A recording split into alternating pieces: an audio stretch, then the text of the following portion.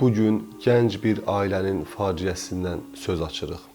Qadın əri ilə dalaşarkən ona bıçaqla zərbə vurur, daha sonra əri təcili yardım çağırışını ləğv eləyir ki, həkimlər gəlsə polisə məlumat verəcək və nəticədə arvadı həbs olunacaq.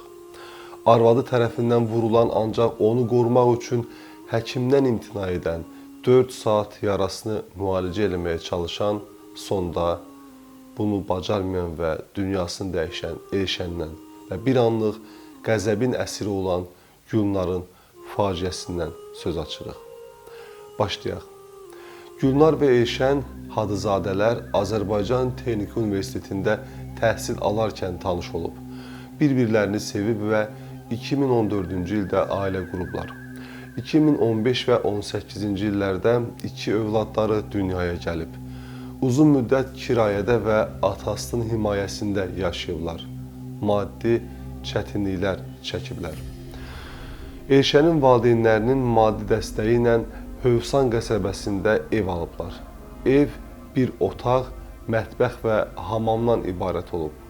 Elşən dost tanışlarından müxtəlif məbləğlərdə borc pul alsa da sonradan onları qaytara bilməyib. Borc pul verən şəxslər də artıq qapıya gəldikdə o əsəbləşib, aralarında maddi sıxıntılara görə dəfələrlə mübahisələr yaranıb. Elşən arvadını belə mübahisələrdə uşaqların gözü önündə bir neçə dəfə döyüb. Övladları da deyilənə görə atalarının bu hərəkətindən qorxublar. Ailə məsələlərinə müdaxilə elədiyinə görə Elşən atasından işlərinə qarışmamasını tələb edib. Daha sonra Elşən Hövsandakı marketlərdən birində satıcı işləməyə başlayıb. 2022-ci il yanvarın 29-da axşam Elşən işdən evə gələndə Gülnar uşaqlardan birinə dərs keçirmiş. Əri sakit olmaqlarını tələb edəndə Gülnar ona uşağa dərs öyrətdiyini bildirir. Buna görə dalaşırlar. Yoldaşı ona əl qaldırır. Uşağın beşiyinə də təpi vuraraq beşiyi qırır. Bu hadisədən bir gün sonra, yəni yanvarın 30-u saat 8-də işə gedən Elşən günorta evə qayıdır. Dişi ağrıdığı üçün əri çarpayıya uzanmaq istəsə də arvadı onu uzanmağa qoymur. Ondan uşağın beşiyini necə qırıbsa elə də düzəltməsini tələb edir.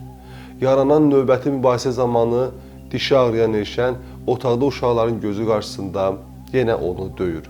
Sağ əli ilə boğazından tutur, boğur.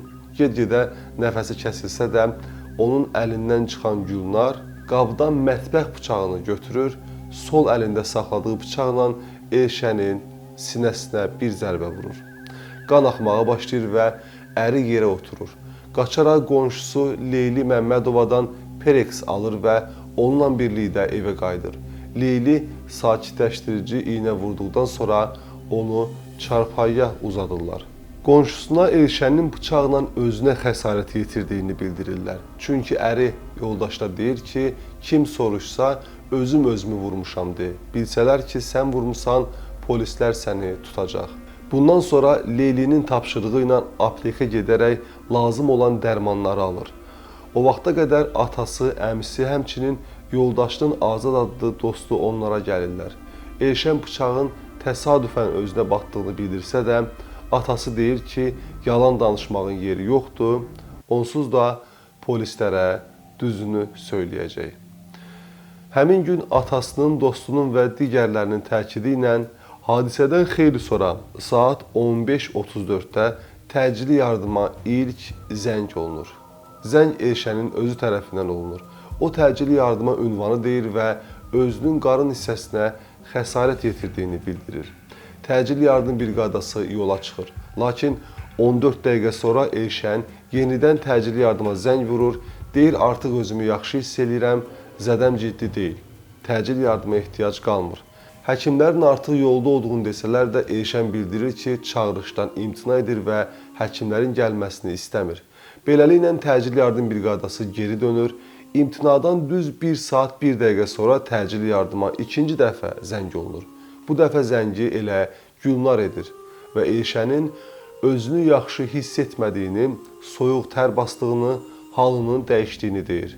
Bu zəngdən düz 1 saat 4 dəqiqə sonra Gülnar son dəfə təcili yardıma zəng edir və həkimlərin harda qaldığını soruşur. Təcili yardımdan verilən cavabdan isə eşidirik ki, hələ ki briqada yola çıxmayıb və onların ilk çağırışı ləğv eləməkləri təcili yardımda işləyən xanım tərəfindən normal qəbul olunmur. Təcili yardımdan cavab verən kommutator deyir ki, sifarişi niyə ləğv eləmişdiniz? Düz 2 saat əvvəl yardım gələcəkdi. İndi gözləyin, həkim boşalanda göndərəcəyik.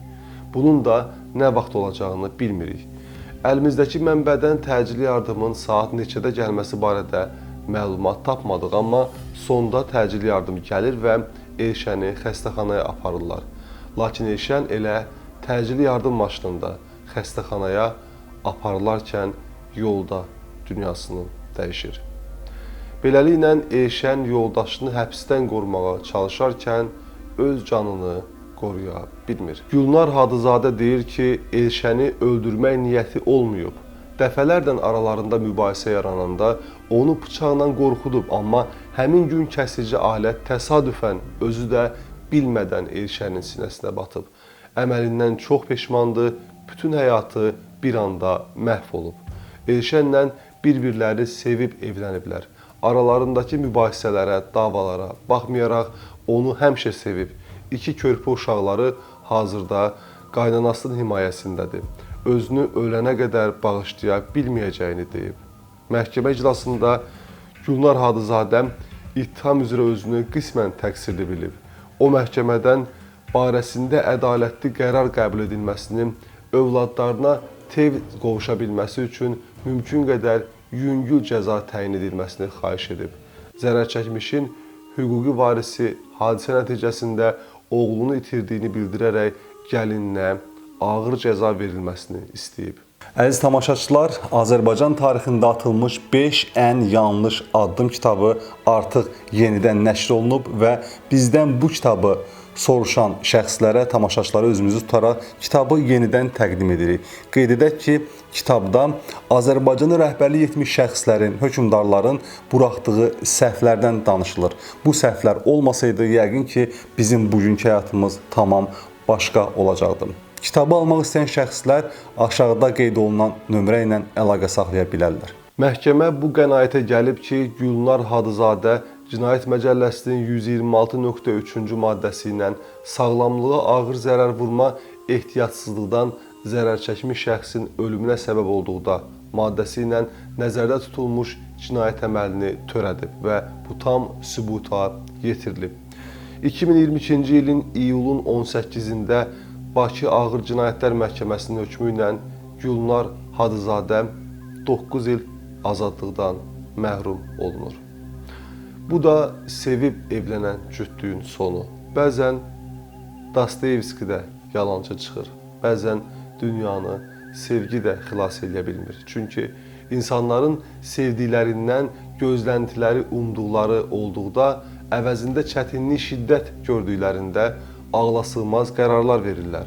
Sevgi də beləcə kartof soğan müstəvisində məhv olur. Elşən və Gülnar da həmin qurbanlardan biridir. Məhv olan bir gənc ailə, ortada qalan 2 körpə. Salamat qalın.